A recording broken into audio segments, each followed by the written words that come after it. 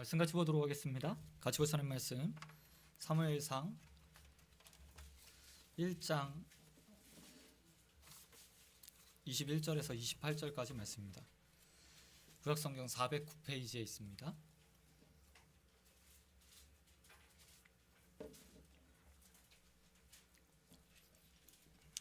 사무엘상 1장 21절에서 28절까지 말씀입니다.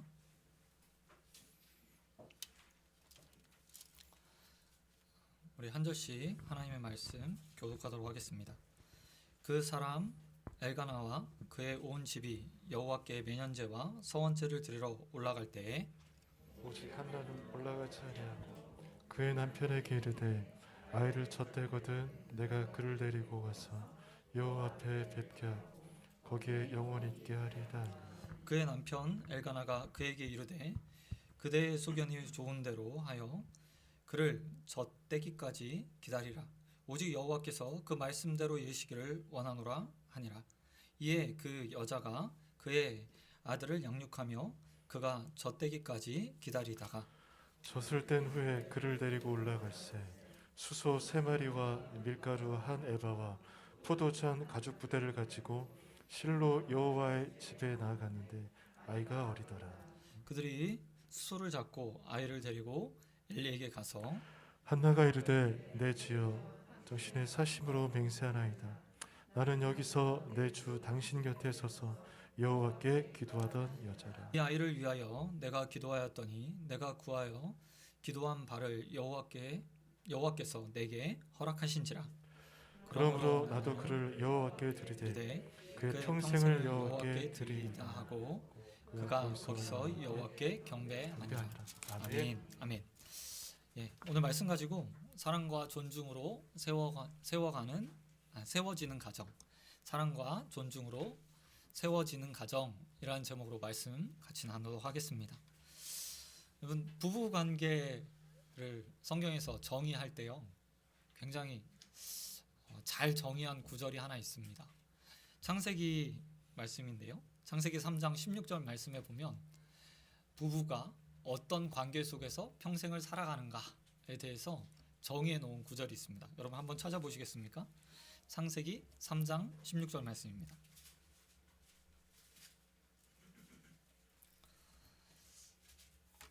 하나님께서 타락한 인간에게, 특별히 하와에게 주셨던 말씀인데요, 이 말씀 가운데서 부부관계가 어떻게 성립되고 유지되는지에 대해서 이야기해 줍니다.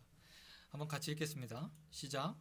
또 여자에게 이르시되 내가 내게 임신하는 고통을 크게 더하리니 내가 수고하고 자식을 낳을 것이며 너는 남편을 원하고 남편은 너를 다스릴 것이라 하시고 라고 말하면서, 이렇게 보니까 남녀의 관계가 이렇게 표현되고 있어요.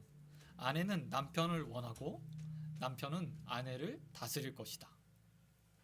이게 한글 개역 성경에는 원한다 그리고 다스린다 라고 표현되어 있지만요, 히브리어 원문을 보면 조금 다른 표현으로 나와 있습니다.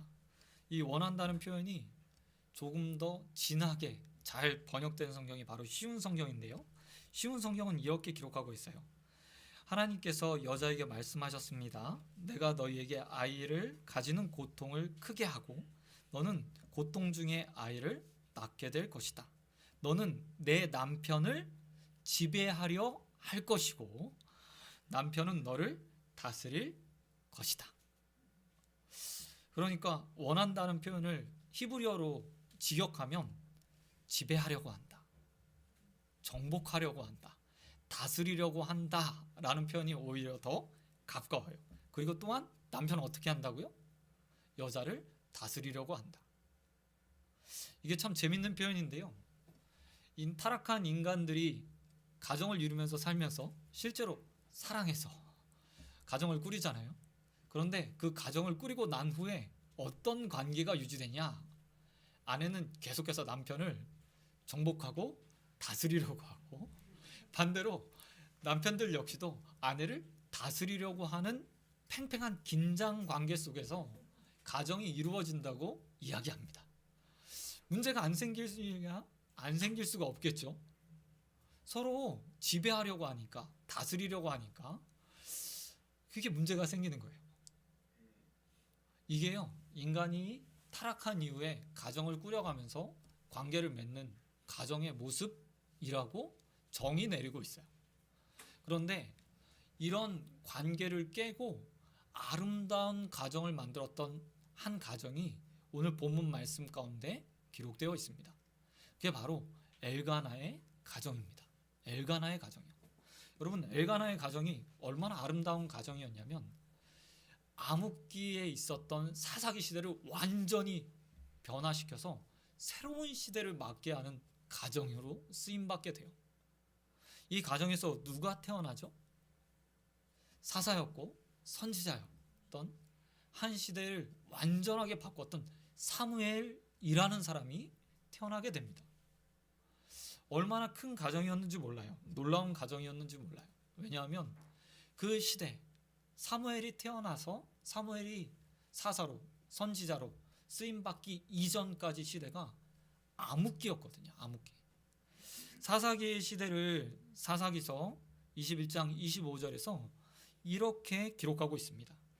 그때 이스라엘에 왕이 없으므로 사람이 각기 자기의 소견에 옳은 대로 행하였더라. 사사기를 정의하면 이래요. 자신의 마음대로, 자신의 뜻대로 행했던 시대. 왕이 없어서라고 표현하고 있지만 이 왕이라는 표현은 진짜 육신의 왕이 아니라요, 하나님을 저버리고 라는 의미가 담겨 있습니다. 하나님 말씀 가운데 이스라엘 백성들이 가나안을 정복했고 그 가운데 아름다운 이스라엘 나라를 세웠어요. 그런데 시간이 지나면서 그들의 마음 가운데 하나님이 멀어졌습니다. 그리고 하나님의 말씀이 아니라 자신의 옳은 소견대로 살기 시작했어요. 그래서 사사기를 보면 볼수록 계속해서 타락하는 이스라엘 백성, 심지어는 제사장마저도, 선지자마저도, 사사들마저도 하나님 앞에서 범죄하는 모습으로 사사기가 끝나요.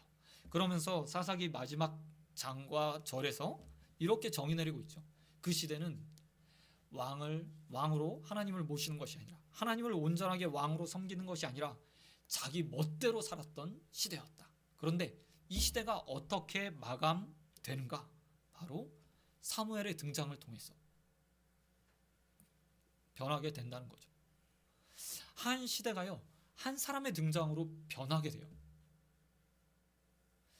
이 사무엘이 어떻게 태어났을까? 좀 생각해 볼 필요가 있을 것 같습니다. 왜냐하면 저도 꿈꾸는 것이 있거든요. 이 시대 사실 어떻게 보면 기독교가 쇠락하고 기독교가 몰락하는 시대라고 말할 만큼요, 한국 기독교는 빠른 속도로 유럽 교회, 서방 교회들을 따라가고 있어요. 화려한 역사를 맞이하는데 불과 몇십 년 걸리지 않았습니다. 그런데 그 반대로 쇠락도요, 몇십 년밖에 걸리지 않고 있어요. 오랜 역사와 전통 가운데 부흥을 맞이했던 유럽 교회와 달리 역사적으로 보면 한국 교회는 급격한 성장과 함께 급격한 쇠락 가운데 놓여 있죠. 저는 이 쇠락 가운데서요, 저와 여러분의 가정에서 또 다시 한국 교회를 세우고 한국 교회를 부흥시키고 하나님 나라를 온전하게 세울 수 있는 사람들이 나왔으면 좋겠어요. 그러기 위해서 우리는 오늘 이 가정의 달 엘가나의 가정을 통해서요, 하나님께서 주시는 은혜, 그리고 그 가정의 모범들을 좀 배우는 시간이 되었으면 좋겠습니다. 사실 엘가나의 가정은 평범한 가정이라고 말할 수 있습니다. 오늘 본문에서 등장하는 또 다른 가정 하나가 있는데 그건 바로 엘리의 가정이죠. 이 엘리의 가정은 어떤 가정입니까? 제사장 가문에서 하나님을 섬기던 가정이었어요. 일반적으로 생각할 때 이런 가정에서, 금수저라고 말할 수 있는 이 가정에서요, 다음 세대를 변화시키고 변혁시킬 사람이 나와야 되는 것이 맞는 것 같아요. 그런데 오히려 평범하기 그지없었던, 어떻게 보면 문제 많았던 가정에서 한 시대를 변화시키는 사무엘이 등장하게 됩니다. 우리가 잘 알고 있듯이 엘가나의 가정, 이 가정 어떤 가정입니까? 불임의 가정이었어요. 불임의 가정. 안타깝게도 엘가나가 첫 번째 아내 한나를 맞이했습니다. 너무나 사랑했죠. 그런데 그 가정은 불임의 가정이었다는 것을 우리는 잘 알고 있습니다. 이 불임으로 인해서 한나는요 많은 고통을 받게 돼요. 뭐 불과 우리나라가 몇십 년 전에 그랬던 것처럼 자녀를 못 낳는 것이 굉장한 여자에겐 약점이었던 시대가 있지 않았습니까? 그런데 고대 사회는 더 그랬었죠. 한나는 그로 인해서요 어쩔 수 없이 엘가나에게 첩을 들이도록 하게 합니다. 그리고 그 가운데서 자녀를 생산하게 되죠. 하지만 그로 인해서요 한나는요 오랫동안 마음의 고통을 받게 돼요. 첩으로 들어온 여인이 아들을 낳고 나서요 돌변하죠. 돌변해 한나를 구박하기 시작합니다. 이게 어떤 상황인지 여러분 상상할 수 있죠. 이전에 불과 우리 부모의 부모 세대만 해도 이런 일들이 좀 많이 있었으니까요. 하나는 그 가운데서요 하나님 앞에 나와서 기도하게 됩니다. 사실 엘가나 한나를 엄청 사랑했어요. 사무엘상 1장 8절에 보면 이렇게 말해요. 아이가 없어서 슬퍼하고 우는 한나에게 엘가나가 이렇게 말합니다. 야, 자식 100명보다 내가 더 낫잖아. 이 말 무엇이죠? 엘가나가 한나를요 정말 귀하게 여겼고 사랑했음을 이야기하고 있습니다. 자녀가 없었지만 그를 향한 사랑이요 변함없었고 여전히 깊어지고 있고 여전히 사랑하고 있음을요 그의 말 표현에서 우리는 느낄 수 있어요. 사실 저도 아내에게 이런 얘기 좀 자주 하거든요. 결혼하고 나서 저희가 전세가 이렇게 딱 좀 어떻게 보면 역전이 됐습니다. 연애할 때는 제가 좀 더 무관심했는데 결혼하고 나서 저는 입버릇처럼 얘기해요. 어떻게 사랑이 변하니? 시간이 지나면 사랑이 더 깊어지지. 네, 저희 아내가 하는 말은 좀 떨어져. 사람이 변하지 않는 거예요. 너무 사랑스럽고 좋고 환경이 달라져서 아니면 그 여자가 더 젊었을 때보다 어떻게 보면 더 늙었기 때문에 외모적으로는 좀 달라졌을지 모르겠어요. 하지만 엘가나는 끊임없는 마음으로 그를 사랑했다고 이야기하고 있습니다. 그런데 한나에게는 그런 사랑이요 채워지지 않는 거예요. 자신의 결핍, 부족함으로 인해서 채워지지 않는 거죠. 그래서 그가 선택한 것이 무엇이었습니까? 바로 기도하는 거였어요. 기도요. 이 기도가 그의 인생을 바꾸게 됩니다. 정말 엘리가 봤을 때 술 취한 것처럼 기도하는 그녀. 얼마나 열심히 기도했는지 그의 목소리가 나오지 않을 만큼 입은 움직이고 있는데 소리가 들리지 않아서 술 취한 것 아닌가 라고 엘리가 오해할 만큼 그는 열심히 기도했어요. 그리고 이날 응답을 받게 되죠. 평안 중에 가라. 하나님께서 너의 기도에 응답하실 것이다. 그리고 그는 아멘으로 화답하고 집으로 돌아갑니다. 그리고 나서요 19절 말씀에 보니까 이렇게 이야기하고 있어요. 그 이후에 그가 임신하였다. 하나님의 은혜로 임신하게 되었다. 놀라운 일이죠. 기도의 어머니 한나를 향해서 그래서 기도 많이 해야 돼. 어머니를 향해서 이 말씀 가지고요 목사님들이 기도 많이 해야 돼 라고 이야기해요. 근데 저는 다른 각도에서 좀 보고 싶어요. 이렇게 한나가 자신의 아이를 낳고 나서 그 가정에 어떤 변화가 일어나게 되는가 라는 겁니다. 사실이요 한나가 사무엘을 낳고 나서 그 이름을 사무엘이라고 짓게 돼요. 사무엘상 1장 20절 말씀에 보니까 그 뜻이 이렇게 기록되고 있어요. 사무엘이라는 이름의 뜻이 이렇게 기록됩니다. 이는 내가 여호와께 그를 구하였다. 구하여 얻은 아들. 사무엘이요 구하여 얻은 아들이라고 딱 기록하고 있는 겁니다. 얼마나 오랜 세월 동안 간구했습니까? 결혼 생활 가운데 결실을 맺기 위해서 얼마나 노력했겠어요? 하지만 되지 않았고 그는 기도했습니다. 그리고 하나님께서 은혜 가운데 그에게 주셨어요. 그래서 그는 사무엘을 낳고 나서 자녀를 낳고 나서 이름을 사무엘이라고 졌습니다. 끊임없이요 그 아이를 보면서 이렇게 생각했을 거예요. 은혜 가운데 하나님께서 주셨구나. 아이를 보면서 이름을 부르면서 얼마나 감사했겠어요. 그런데 그 다음 이야기부터 이야기가 반전되기 시작합니다. 그렇게 귀하게 얻은 아이를 어떻게 하고 있습니까? 하나님 앞에 드리는 거예요. 여기가 뒷부분에 보았지만 뒷부분에서 오늘 본문 말씀 읽은 뒷부분에 보면요, 하나님 앞에 드리는 장면으로 이야기가 끝나게 돼요. 사실 제 생각으로는, 제 관점에서 봤을 땐 이건 좀 불가능한 일 아닌가?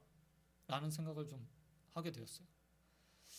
제사장이 된다는 것은요, 공적으로 보면 그냥 단순히 목사가 된다? 아니 하나님 앞에 드려진다?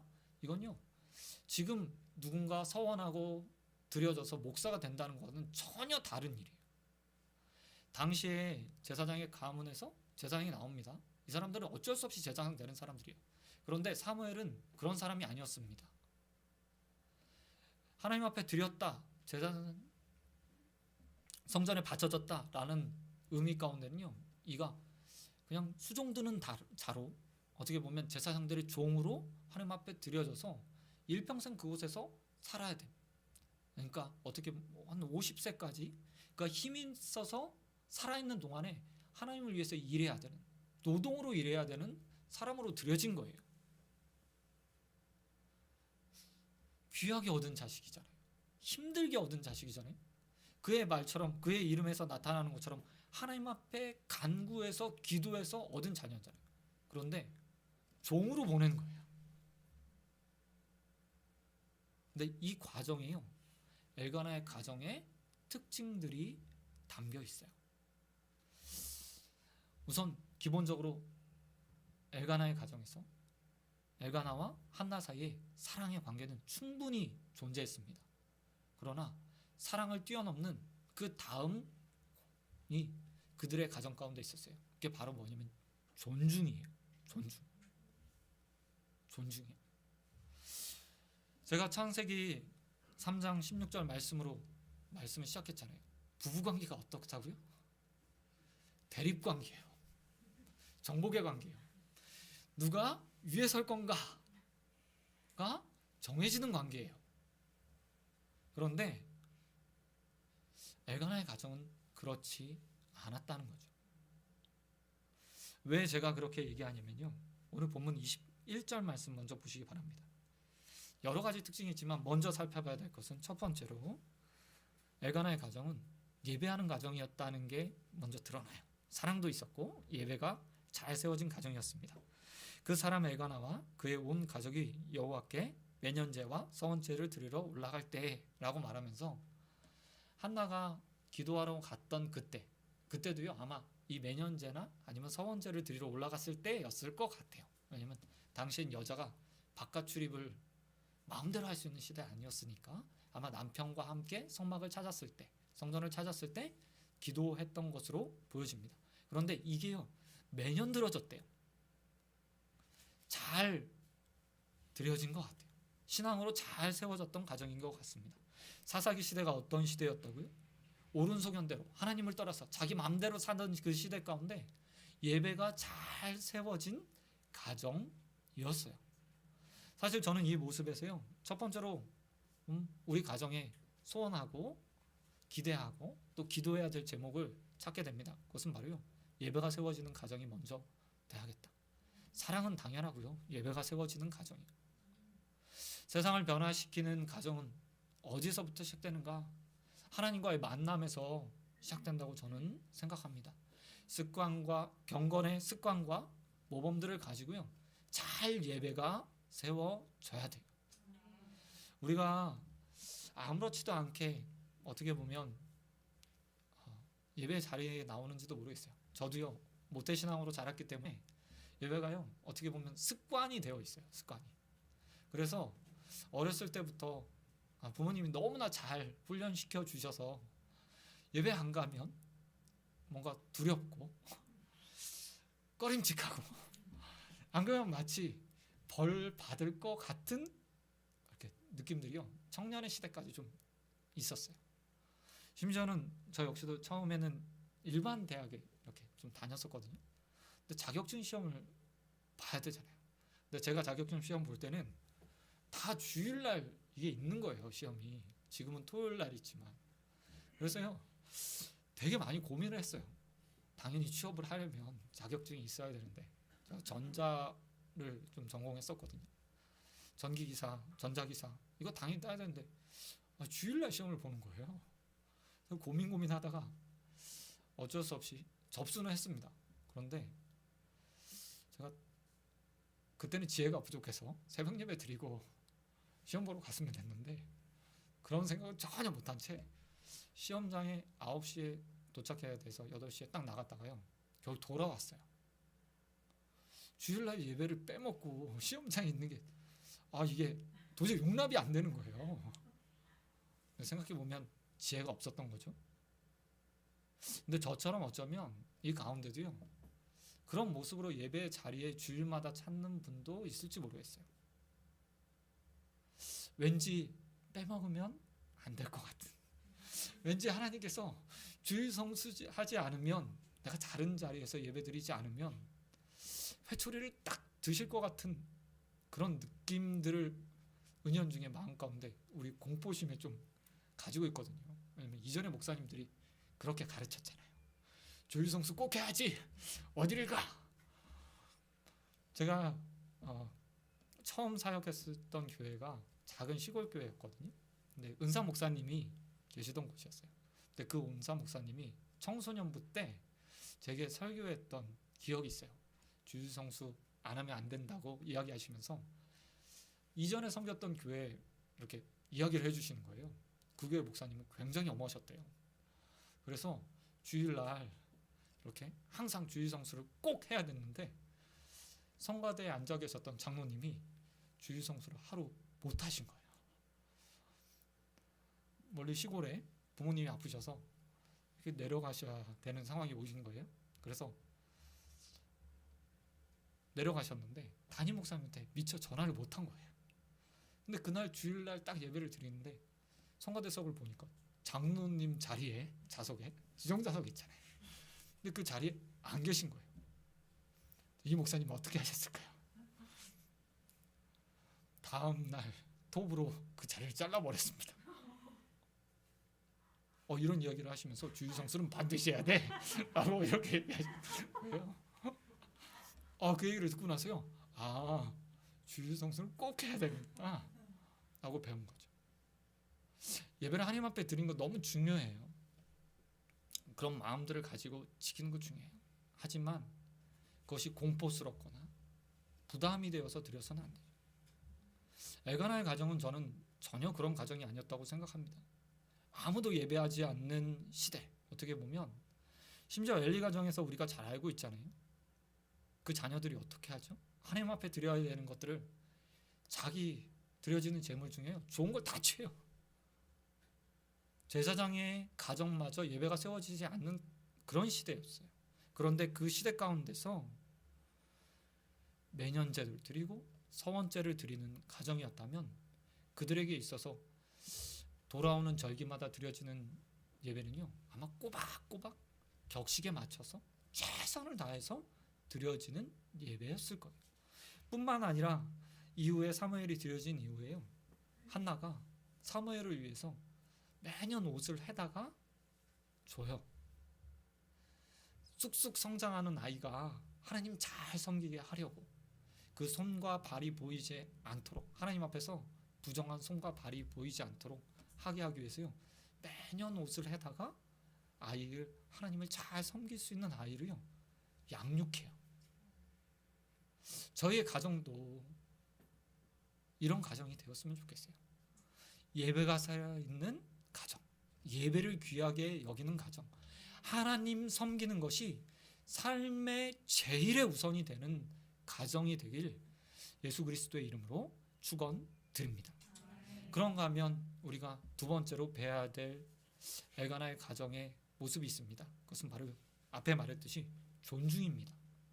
예배는 당연한 거고요. 사랑 당연한 거예요. 그 다음에 필요한 것이 무엇이냐면 바로 존중이에요. 그 존중의 모습이 어떻게 드러나는지 한번 보시기 바랍니다. 21절 말씀 한번 보도록 할게요. 자, 매년제를 드렸습니다. 21절 읽겠습니다. 그 사람 엘가나와 그의 온 집이 여호와께 매년제와 서원제를 드리러 올라갈 때, 이때 문제가 생겨요. 22절에 보니까 이렇게 말하죠.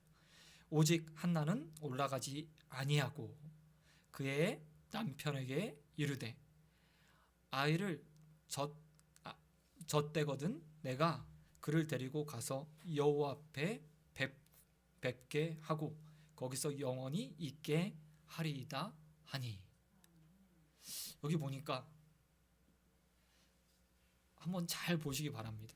뉘앙스를 보세요.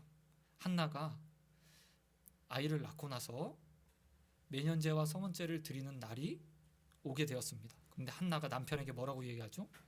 여보, 나는 올해 패스. 오늘은 하나님 앞에 예배드리러 가지 않을래. 대신에 내가 아이를 잘 양육하는 데 집중해야 될 것 같아. 젖대기까지 아이를 데리고 있겠어. 그러고 나서 뭐라고 얘기하죠? 그 다음에 하나님을 뵈러 갈게. 젖대고 나서 아이와 함께 하나님을 뵈러 갈게. 그리고 거기서 영원히 그 아이를 있게 하고 싶어. 이게 아무렇지도 않은 것처럼 보이죠? 믿음의 어머니의 행동처럼 보여요. 그런데 당시의 사회의 문화를 생각해 보면 한나의 이 발언은 정말 충격적인 거예요. 왜냐하면 남편만이 정할 수 있는 일이거든요. 감히 여자가 정할 수 없는 일이었다는 겁니다. 어떻게 얻었죠? 한나만 귀하게 얻었나요? 아니에요. 사무엘을 바라보는 엘가나의 마음도요, 남달랐을 거라는 거죠. 얼마나 사랑하는 한나예요? 그 사랑하는 아내가 낳은 자녀예요. 정말 오랫동안 기다렸을 거예요. 그런데 지금 한나가 자기, 이렇게 말하면 좀 그렇지만 멋대로 하나님께 사무엘을 바치겠다고 이야기하고 있는 겁니다. 이렇게 표현하면 좀 좋지 않을까요? 부부 사이에 같이 살고 있는데 아내가, 남편분도 한번 생각해 보세요. 어느 날 아내가 나 몰래 집을 판 겁니다. 팔아 넘겼어요. 그리고 하나님 앞에 이거 전 재산 다 바쳐야 될 것 같아. 이렇게 말하는 거랑 지금 비슷한 거예요. 여러분 어떻게 하시겠어요? 이혼각이죠. 이혼각이요. 사랑해도 용납할 수 있는 게 있고 그렇지 않을 수 있는 게 있잖아요, 사실. 더욱이 지금은 평등한 사회잖아요. 근데 당신 아니에요. 사랑한다는 것과 사회 구조 안에서 무엇인가 결정하고 결정권을 갖는다는 것은 전혀 다른 문제의 시대예요. 남편의 권위는 지배적이었습니다. 심지어는 자신의 자녀를 종으로 파는 것을 결정할 수 있는, 그리고 아내와 이혼하는 데 있어서 그냥 쫓아낼 수 있는 그런 상황이었어요. 우리가 잘 알고 있는 아브라함도 이와 비슷한 가정이었잖아요, 사실은. 아브라함 가정도 이와 비슷했어요. 근데 이스마엘과 그의 어머니를 쫓아낼 때 아브라함이 어떻게 하죠? 사라의 주도하에 아브라함이 아내의 말을 듣고 결정하게 되긴 합니다. 하지만 그 두 번째 아내를 쫓아내는 그 일을요, 마음껏 할 수 있었어요. 법적인 제재 없이 할 수 있는 그런 시대였어요. 그렇기 때문에 모든 가정의, 이 시대까지 모든 가정의 결정권은 사실 남편에게 있는 시대였죠. 그런데 아내가 이렇게 말하는 겁니다. 여보, 이번에는 예배 패스.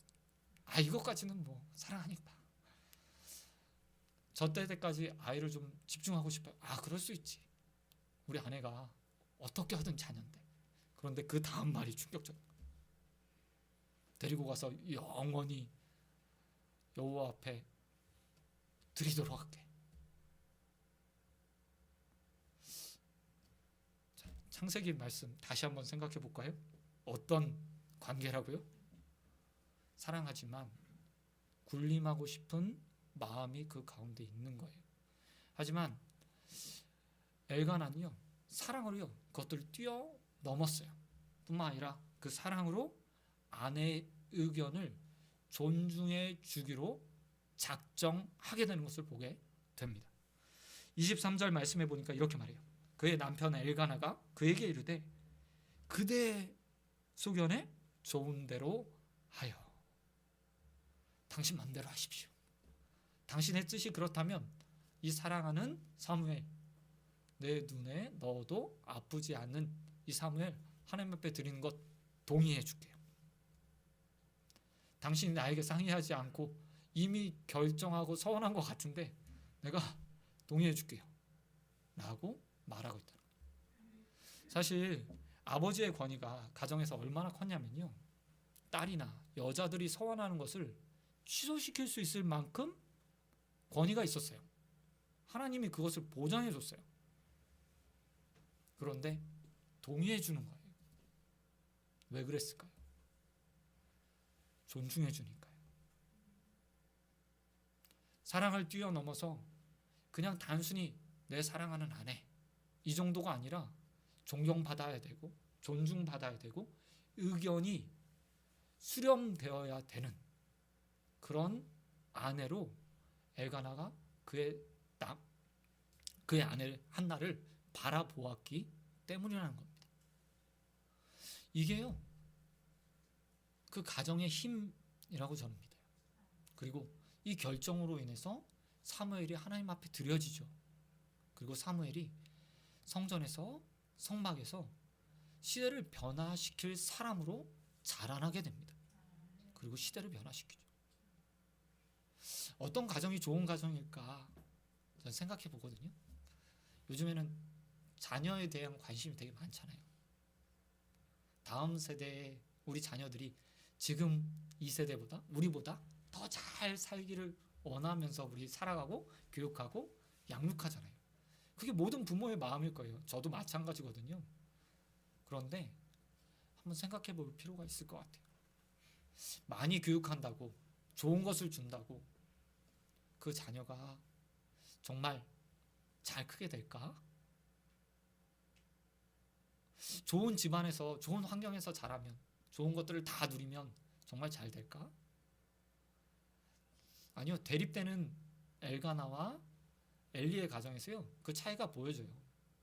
태생적으로 좋은 환경에서 자랐던 엘리의 가정, 어떤 가정인지 잘 기록되어 있지 않아요. 하지만 분명하게 성경에 기록되어 있는 모습을 보면 엘리는 자신의 자녀들이 하나님 섬기는 데 있어서 잘못 가는 길을 가고 있음에도 불구하고 눈을 감았던 사람이었어요. 그에 반해서 한나나 엘가나의 가정은 전혀 달랐죠. 뿐만 아니라 그 가운데 또 다른 특징이 드러나고 있는데 바로 존중하는 가정이었다는 거예요.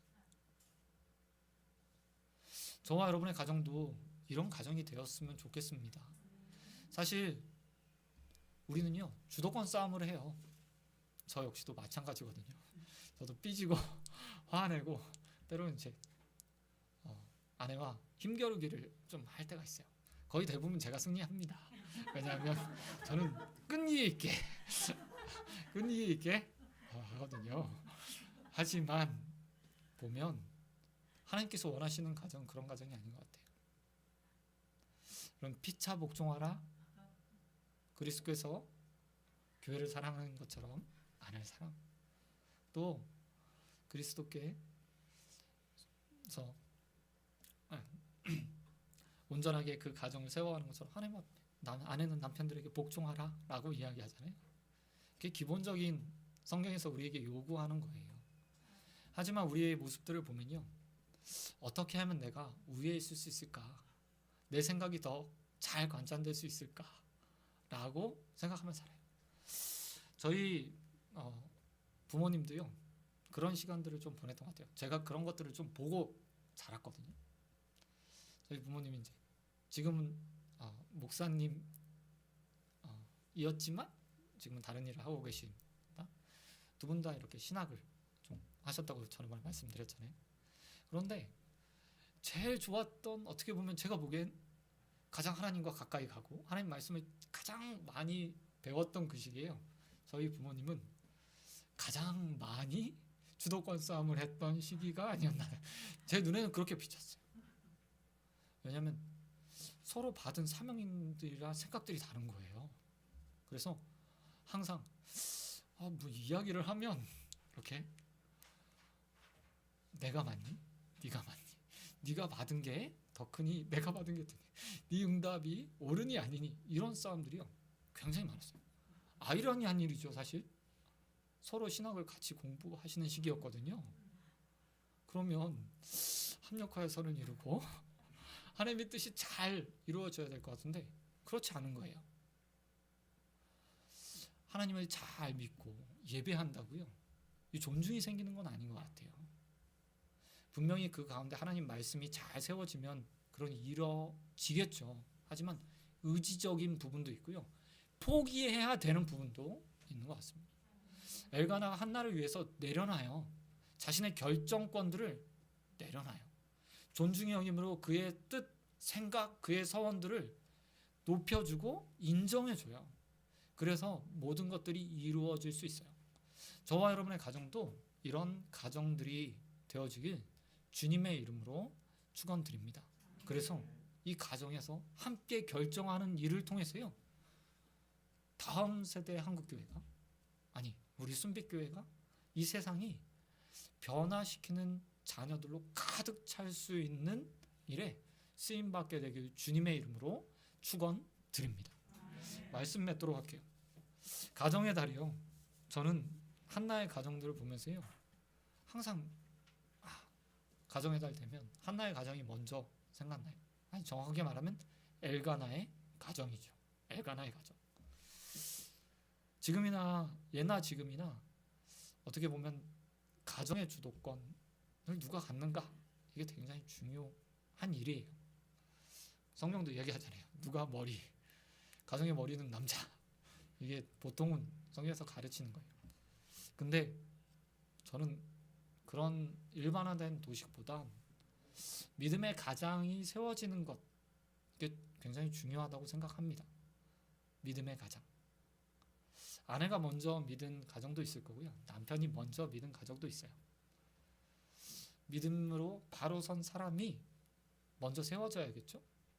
이게 가장 중요해요. 엘가나가 바로 저는 그런 사람이었다고 생각합니다. 하나님 말씀 가운데서 그는 아내 사랑하는 걸요 지극히 사랑하는 사람이었어요.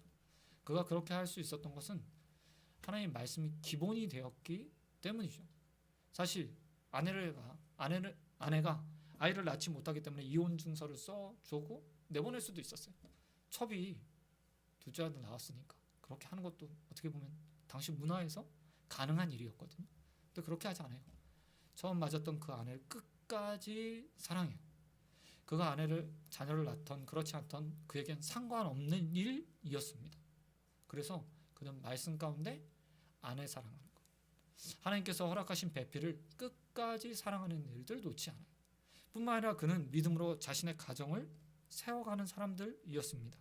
아무도 예배하지 않는 시대 가운데서 엘가나는 매년제, 소원제를 드려가면서 하나님의 전을 찾는 것을 즐거워하는 사람이었어요. 보세요. 혼자 간 게 아니었어요. 온 가정을 데리고 그는 예배 자리로 나가는 사람들이었죠. 이런 가장이 있는 가정이 저는요 정말 옳은 가정, 바른 가정이라고 믿습니다. 뿐만 아니라 이 가장이요 자신의 뜻을 내려놓고 아내의 뜻, 제3자, 어떻게 보면 다른 사람의 말을 경청하고 존중해주는 사람이었고 그 신앙을 인정해주는 사람이었다는 겁니다. 이것도 굉장히 중요한 일 같습니다. 왜냐하면 저도 신앙생활을 하다 보면 경험과 신앙의 모습들을 강요할 때가 참 많이 있어요. 강요. 기도해서 아니면 체험했기 때문에 이건 이거야 라고 도식화 시키는 경우들이 굉장히 많이 있잖아요. 특히 목사가 되면 더더욱 그런 일들을 자주 하게 됩니다. 자주 하게 돼요. 내 경험이 굉장히 중요하게 되는 거예요. 그걸 가지고 상담도 해주고 답을 내려줄 경우들이 많아요. 그런데 오늘 믿음의 가장이었던 엘가나는 한나의 뜻, 한나의 생각, 한나의 소원을 존중해주면서 그의 뜻대로 하십시오. 당신이 그렇게 했다면 그대로 하나님 앞에 행하십시오 라고 한나를 존중해줘요. 우리 가정이 내 순간순간마다 이렇게 결정한다면, 이렇게 서로를 존중해준다면, 서로를 사랑으로 감싸주고 예배를 세워가는 가정이라면 어떤 역사가 일어날까요? 모르겠어요. 사무엘처럼 건출한 자녀가 나오지 않을지도 모르겠어요. 하지만 믿음의 명가, 하나님 보시기에 아름다운 하나의 가정, 하나님 나라를 세워가는 가정이 되지 않을까요? 저와 여러분도 그런 가정들을 꿈꾸게 되길 소원합니다. 그래서 한 시대를 풍미하는 자녀들도 나왔으면 좋겠고요. 아니, 작은 가정을 변화시킬 수 있거나 아니면 교회를 변화시키거나 지역사회를 변화시킬 수 있는 그런 가정들이 되었으면 좋겠어요. 그래서 누군가 우리 가정을 보면서요, 저 가정은 이런 가정이었지, 저 가정은 본받을 만한 가정이지 라고 칭찬받고 입에서 회자되고 또 전수되고 전해지는 가정들이 되어지길 주님의 이름으로 축원드립니다.